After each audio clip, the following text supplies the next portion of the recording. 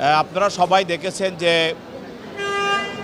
জাতীয় টেলিভিশন এবং আমাদের সোশ্যাল মিডিয়া এবং প্রিন্ট মিডিয়া তো আপনারা দেখেছেন যে গতকাল প্রাইম বিশ্ববিদ্যালয়ে দ্বিতীয় বর্ষের একটা ছাত্র জাহিদুল ইসলাম পারভেজ, সে পিতামাতার একমাত্র সন্তান, তাকে তার বুকে হৃদপিণ্ডের মধ্যে ছুরি মেরে তাকে হত্যা করা হয়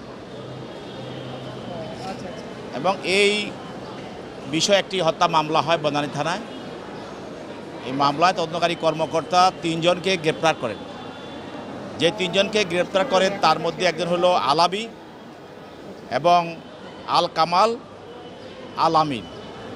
এর 3 জনে কেউই কিন্তু ওই বিশ্ববিদ্যালয়ের ছাত্র না, কিন্তু 3 জনকে এই সিসিটিভিতে এবং বিভিন্ন তদন্তকারী কর্মকর্তা বিভিন্ন ডিভাইস এবং কনভারসেশনে তাদেরকে পাওয়া যায়।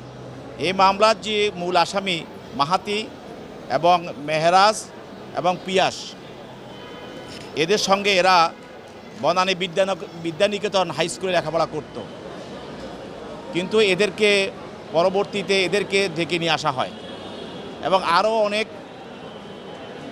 অনেককে এইভাবে ডেকে নিয়ে আসা হয়। কিন্তু আমরা যেভাবে দেখেছি যে ঘটনাটা একটা হাসি নিয়ে বা একটা সিঙ্গারা নিয়ে, এটা তুচ্ছ ঘটনা। আমরা এটা তাদের আজকের যে অ্যারেঞ্জমেন্টটা দেখলাম, যে হত্যা করার জন্য তাকে যেভাবে প্রি প্ল্যান করা হয়েছে, তাতে বোঝা যাচ্ছে যে এটা খুবই তুচ্ছ ঘটনা নয়। এর মধ্যে একটা পরিকল্পনা বা এর মধ্যে একটা তাদের নীল নকশাও ছিল এবং সেটা ইতিমধ্যে আপনারা বলছেন যে দেখছেন যে একটা ছাত্র সংগঠনের সঙ্গে যাকে নিহত করা হয়েছে জড়িত, তাহলে এখানে এর পিছনে আরও অনেক কিছু থাকতে পারে। তো সেজন্য তদন্তকারী কর্মকর্তা 3 জনের বিরুদ্ধে 10 দিনের রিমান্ড চেয়েছেন এবং বিজ্ঞ আদালত তাদের 7 দিনের রিমান্ড মঞ্জুর করেছেন।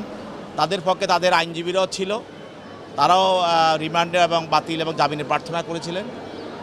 তো উভয়ের বক্তব্য শোনার পর বিজ্ঞ আদালতে আদেশ দেন।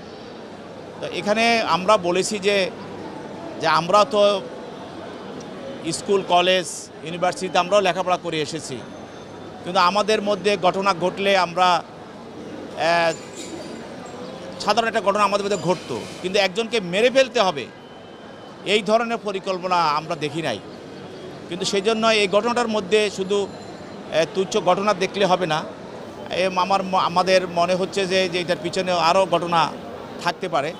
সেই জন্য এটাকে তদন্ত করে বের করার প্রয়োজন। সেই জন্য তদন্তকারী কর্মকর্তা এই রিমান্ডটাই প্রার্থনা করেছেন।